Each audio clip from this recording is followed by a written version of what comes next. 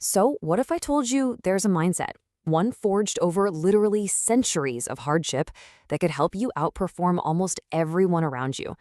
Today, we're diving into 7 ancient Japanese philosophies that promise to do just that. Let's jump right in. Okay, to really get this, you first have to understand the place it came from.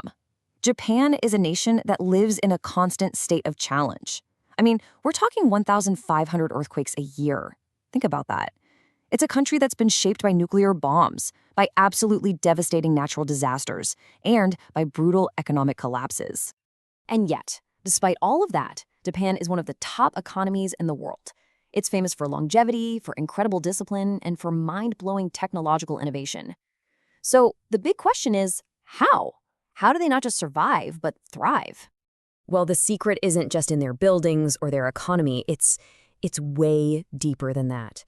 It's an unbreakable mindset built on ancient philosophies that are still very much alive today. Philosophies that once turned ordinary people into warriors. So, we're going to explore this mindset as a whole system. We'll start with the foundation, building that inner will. Then we'll find our direction, build a mental shield, walk the path of getting better every day, and we'll finish up with your very first step. Everything, and I mean everything, starts right here. With the foundation, it's a principle called Shugyo, or ritual suffering, and it is all about forging a will that cannot be broken. Shugyo is the practice of intentionally, purposefully seeking out discomfort. Picture monks training under freezing cold waterfalls, or a martial artist striking a tree thousands and thousands of times to develop iron fists. It's a kind of training that first breaks you down, only to rebuild you stronger than you ever thought possible. And this is what's so fascinating, especially today. Most of us, we're hardwired to seek comfort, to avoid anything difficult. But the warrior mindset, it's the total opposite. It understands that real growth, real discipline, it's forged in difficulty. The obstacle isn't something blocking your way, the obstacle is the way. So how can you practice this? Well, look no further than exercise. Get this, only about 23% of people do it regularly. Just committing to a physical fitness routine is a perfect, modern form of Shugyo. It's a deliberate choice to embrace discomfort. And by doing that one thing, you immediately separate yourself from the other 77%. But discipline without any direction is really just pointless suffering. So once you've started forging that will, you need to know where to aim it. And this brings us to the next critical piece of the puzzle, finding your purpose and committing to excellence. And this is guided by 2 incredible pillars. The first is Ikigai. That's your why, your reason for getting out of bed in the morning. Think of it like your life's compass. And then there's Kodawari. That's your how, the relentless, obsessive pursuit of excellence in whatever you do. It's the total mastery of your craft. And this is the perfect illustration of Kodawari. Jiro Ono, a sushi master who's well into his 90s, has dedicated his entire life to perfecting one single thing. He obsesses over every single detail, from the exact temperature of the rice to the perfect slice of the fish. And that relentless pursuit earned his tiny, tiny restaurant 3 Michelin stars and even praise from world leaders. Now that is Kodawari in action. Okay, so you've got your will, you've got your direction. But life is, well, life. It's going to throw curveballs at you, guaranteed. To handle this, you need a mental shield. And that shield is built on accepting imperfection and reality for what it is.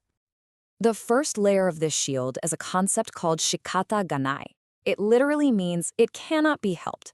Now, this isn't about giving up, not at all. It's about emotional clarity. It's about knowing where to put your energy.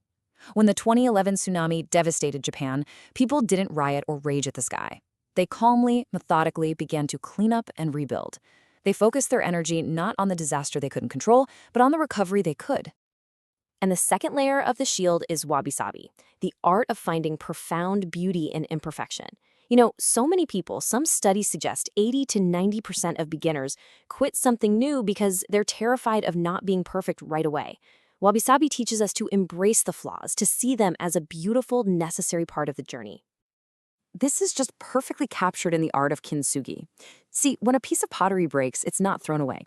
It's painstakingly repaired with gold, which actually highlights the cracks. The whole philosophy is that the damage and the repair are now part of the object's history. It makes it even more beautiful and more valuable than it was before. Your scars are what make you, you. All right, now that we have our foundation, our direction, and our shield, we can finally walk the path. And this involves two final principles that are all about the active, ongoing process of refinement. First up is Kaizen.